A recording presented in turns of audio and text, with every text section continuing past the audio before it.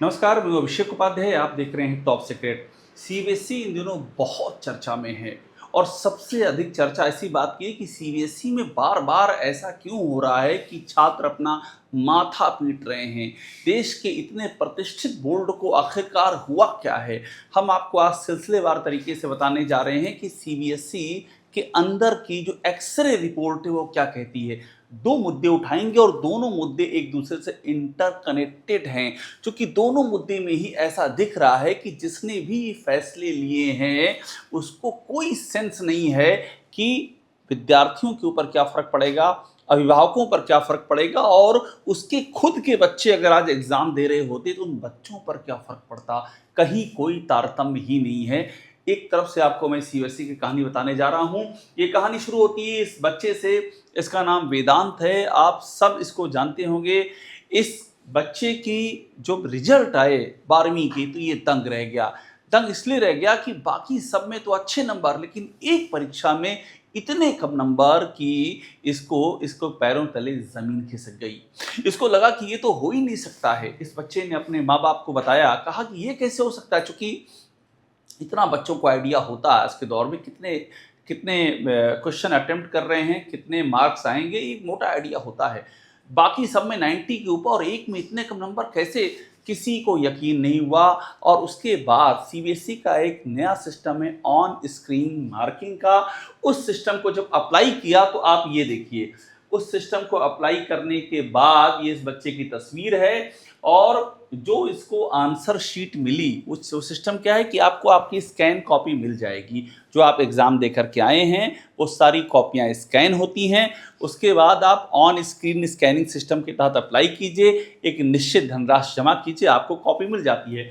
जब कॉपी मिली तो ये बच्चा हैरान रह गया, क्योंकि बोर्ड ने जो आंसर शीट भेजी थी वो इसकी थी ही नहीं। यहाँ से कहानी आगे शुरू होती है और उसके बाद जब ये मामला आगे बढ़ता है तो पता चलता है कि ये इसी के साथ नहीं हुआ है, ये और भी कईयों के साथ हुआ है। सीबीएसई ने अपनी गलती मानी और कहा कि फिजिक्स की जो आंसर शीट के बारे में आप कह रहे थे वो सही निकला, यानी कि ये बच्चा सही निकला। और मैं आपको बताऊं, यूपी के दूसरे जगहों के अलग अलग जिलों से ये बच्चे सवाल उठा रहे हैं कि उनके साथ भी तो यही हुआ है।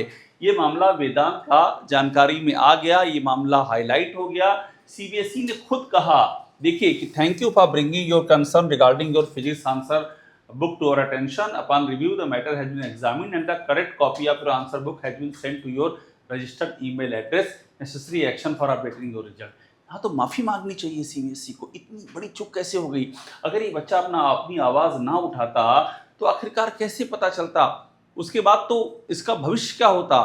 और आप सोचिए, इस बच्चे को पाकिस्तानी कहा गया, इस बच्चे को कहा गया कि ये जैसे जो माहौल बनाया गया कि सरकार के खिलाफ साजिश कर रहा है। इस लेवल के लोग लग गए सीबीएसई को डिफेंड करने में, लेकिन आखिरकार ये सही साबित हुआ। और आप देखिए, मैंने जो आपको कहा सीबीएसई की समस्या देखिए, एक बच्चे की कहानी है ही नहीं।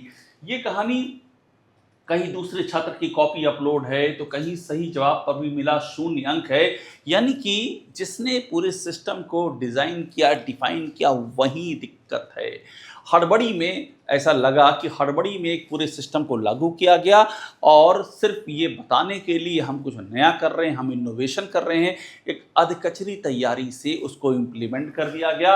और बाकायदा ये सब चीज़ें एक के बाद एक गड़बड़ियाँ सामने आ रही हैं और इन गड़बड़ियों में आप जब इनकी तह में जाएंगे तो पता चलेगा दिक्कत क्या हो रही है। दिक्कत ये है कि अगर भौतिकी में, रसायन विज्ञान में और गणित में कम नंबर आते हैं तो समस्या क्या हो रही है कि जो छात्रों को आईआईटी के लिए 75% का एक क्राइटेरिया है, वो क्राइटेरिया भी नहीं पूरा कर पा रहे हैं, बाहर हो जा रहे हैं। वो कंपार्टमेंट परीक्षा दे रहे हैं, यानी कि बाकी विषयों में 90% से ऊपर नंबर, 90 से ऊपर नंबर आ रहे हैं और एक में 60 नंबर आएंगे, 50 नंबर आएंगे, जबकि पेपर उसका भी इतना शानदार हुआ है। तो इस तरह से कितने सारे बच्चे इससे बाहर हो जा रहे हैं। अब जब शिकायत कर रहे हैं तो उसके बाद क्या हो रहा है, गड़बड़ियां क्या बताई जा रही हैं कि अभी भी बहुत से छात्रों की ऑफलाइन माध्यम से बी कॉपियों की जांच कर रहे हैं। सवाल ये है कि जब कॉपियां स्कैन नहीं हुई तो आखिरकार परिणाम कैसे जारी कर दिया गया। मैं इसीलिए कह रहा हूं सीबीएसई के बेस में दिक्कत आ चुकी है, यानी कि पूरा जो काम करने का सिस्टम है वो ऐसा लग रहा है कि जैसे कि डिफंक्ट हो चुका है। सवाल उठ रहे हैं किन अधिकारियों की जिम्मेदारी और किस एजेंसी को दिया गया था, किस एजेंसी ने किया है, ये सारे के सारे सवाल सामने आ रहे हैं। अब देखिए वेदांत का मैंने बता दिया आपको। इसके बाद किस तरह की समस्याएं आ रही हैं, ब्लर्ड आंसर शीट आ रही है, यानी कि अगर किसी ने अपनी एग्ज़ाम लिख करके दिया तो जब उसको रिजल्ट आ गए और उसको देखना है कि उसकी कॉपी में क्या उसने लिखा था और क्या नंबर दिए गए हैं, क्योंकि सारी कॉपियाँ तो अब स्कैन कर दी जाती हैं, जैसे एग्ज़ाम खत्म होता है कॉपियाँ स्कैन हो जाती हैं नए सिस्टम के तहत। तो पता चला स्कैनिंग इतनी ख़राब है कि ब्लर हैं सारी आंसर शीट, पेमेंट का पोर्टल कोलैप्स कर गया है। ये आंसर शीट देखनी है तो आपको पेमेंट करना पड़ेगा, लेकिन पेमेंट का गेटवे काम नहीं कर रहा, ये स्थिति आ गई। मैं बार बार कह रहा हूँ कि पूरा सिस्टम ऐसा लग रहा है कि क्रम्बल कर रहा है, कोलैप्स कर रहा है।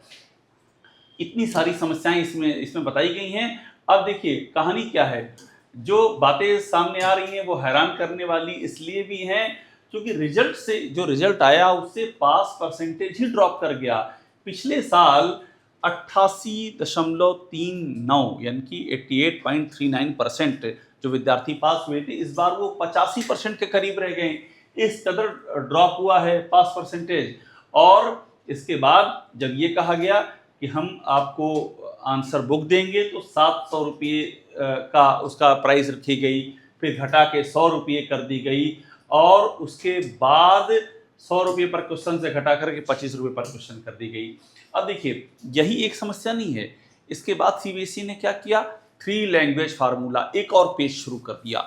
अभी तक तो बच्चे उलझ रहे थे, 12th का एग्ज़ाम आया और उसमें ऑन स्क्रीन मार्किंग का सिस्टम अख्तियार किया गया। उसके बाद कॉपियाँ बदल गई, ब्लर कॉपियाँ मिल रही हैं। 3 लैंग्वेज फार्मूले में और बड़ा कांड हो गया है। पहले ये तय था कि क्लास 6 से इसको लागू किया जाएगा 3 लैंग्वेज, जिसमें कि 2 लैंग्वेज नेटिव लैंग्वेज होंगी यानी कि इंडियन लैंग्वेज होंगी और एक फॉरेन लैंग्वेज होगी। ये 6 से लागू करेंगे। अगर 6 से अब लागू किया जाएगा 2006 में, तो 2030-31 में जाकर के 9th पे बात आएगी और एक सिस्टम नीचे से चलेगा। सीबीएसई ने क्या किया कि अप्रैल में ये लागू किया और मिड सेशन ये कहा कि जुलाई से हम क्लास 9th में भी ये 3 लैंग्वेज फार्मूला अप्लाई कर देंगे। अब 9th के बच्चे परेशान हो गए, इतना प्रेशर कहाँ से झेलेंगे। अभी तक जो पढ़ रहे थे जिसमें से 2 लैंग्वेज जो बाहरी भी ले सकते थे, अब चेंज करके 2 नेटिव लैंग्वेज, एक विदेशी लैंग्वेज। तो जो चौथी पढ़ते आ रहे थे, अगर किसी ने चौथी मान लीजिए फ्रेंच ले रखी, जर्मन ले रखी है, तो उसे 4 भाषाएं पढ़नी पड़ेंगी। ये सीबीएसई ने कर दिया है। छप रहा है देखिए, पेरेंट्स का बैकलैश है, स्कूल जो है टीचर नहीं है, पढ़ाएगा कौन। आपने कर दिया है 3 हिस्से में उसको बांट दिया, 1, 2, 3 के 3 अलग अलग क्राइटेरिया में। अब उसमें फॉरेन लैंग्वेज जो हैं उनके लिए टीचर कहाँ हैं। इंडिया की जो लैंग्वेज है करीब 43 लैंग्वेज, उनके लिए टीचर कहाँ हैं। प्रशिक्षित टीचर का इंतजाम किए बगैर जल्दबाजी क्यों है सीबीएसई को। अब ये देखिए, ये मैं जो भी आपको पहले बता रहा था उसकी एक कहानी और सुन लीजिए। जो सीबीएसई ने ऑन स्क्रीन मार्किंग की, वहाँ क्या हो रहा है, 98 लाख आंसर बुक हैं जिनको स्कैन किया गया है और उसमें से 13,000 इनएलिजिबल पाएगी। 98 लाख, सोचिए कितना बड़ा है। बिना तैयारी के ये सब कर दिया गया, ऐसा दिख रहा है प्रथम दृष्टया। अब जो एनसीईआरटी का मामला है, इसके लिए लोग बुरी तरह से परेशान हैं। परेशान इसलिए हैं क्योंकि देखिए, जो हिंदी इंग्लिश के साथ में फॉरेन लैंग्वेज ले रखे थे उनको अब समस्या आ रही है। मैंने आपको बताया, क्योंकि जो 8वीं तक संस्कृत नहीं पढ़े हैं वो अचानक से सेकेंडरी लेवल में कैसे दक्षता प्राप्त कर लेंगे, रिटायर्ड टीचर कहाँ से मिलेंगे, तमाम सारी ये दिक्कतें आ रही हैं जिनका अभी कोई सलूशन नहीं मिल पाया है। अभी देखिए कितनी बड़ी बात यहाँ लिखी जा रही है कि एक विद्यार्थी जिसने कि 3 साल फ्रेंच पढ़ा है, उसको अब कहा जाएगा कि नवी में एक दूसरी इंडियन लैंग्वेज ले लीजिए, और ऐसे में वो फ्रेंच की पढ़ाई कैसे करे और नई लैंग्वेज में क्या सीखेगा और दूसरे एग्जाम कैसे देगा, और भी सब्जेक्ट की तैयारी करनी है, वो कैसी होगी, इनका भी कोई जवाब नहीं। और देखिए आलम क्या है, बीजेपी से अपने अंदर आवाज़ें उठनी शुरू हो गई। अन्नामलाई हैं, तमिलनाडु के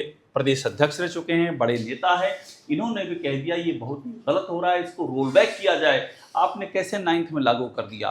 तो 2 चीज़ें मैंने आपको बताई, एक तो ये किस तरह से ऑन स्क्रीन मार्किंग के तहत बच्चों को पूरी परेशानियों का सामना करना पड़ रहा है। उसके बाद ये 3 लैंग्वेज फार्मूला ला दिया गया है, वो भी एक बहुत बड़ी समस्या की जड़ बना हुआ है। कुल मिलाकर के सीबीएसई पर बहुत सारे सवाल उठ रहे हैं और ये सारा कुछ बताता है कि सीबीएसई का जो सिस्टम है उसके भीतर ही समस्या है। समस्या सिर्फ इतनी है कि सीबीएसई में या तो कंसल्टेशन की कमी है या उनको फीडबैक नहीं है ग्राउंड लेवल से, सारा काम मैकेनिकल हो रहा है। ऐसा लग रहा है कि जैसे कि एक कमरे में बैठ करके सारी योजनाएं बना करके उनको विद्यार्थियों और टीचरों पर थोप दिया जा रहा है। अब आगे की कहानी बता दूं, हमारी जानकारी ये है कि सीबीएसई का ये मामला जब उठा है तो सरकार के भी कान खड़े हुए हैं और इस मामले में अब दबाव सरकार पे बढ़ गया है। ऐसा नहीं कि सरकार की जानकारी नहीं था, सरकार ही कर रही है और कौन कर रहा है, लेकिन दबाव ये बढ़ गया है क्योंकि उसको नॉर्थ से लेकर के साउथ तक, ईस्ट से लेकर के वेस्ट तक सीबीएसई के स्कूल्स हैं और हर जगह पर इस तरह का आक्रोश फैलता जा रहा है। अब सरकार को समझ में आया है कि समस्या कहाँ है, उसकी जड़ कहाँ है, और अगर अब भी सरकार उसका समाधान नहीं करती है तो ये समस्या आने वाले समय में और भी विकराल हो सकती है। टॉप सीक्रेट को देखते रहिए, इसे लाइक कीजिए, सब्सक्राइब जरूर कीजिए। सारी महत्वपूर्ण जानकारियाँ आपको सीबीएसई से जुड़ी हुई और एजुकेशन सिस्टम से जुड़ी हुई हम यहाँ पर आपको देते रहेंगे।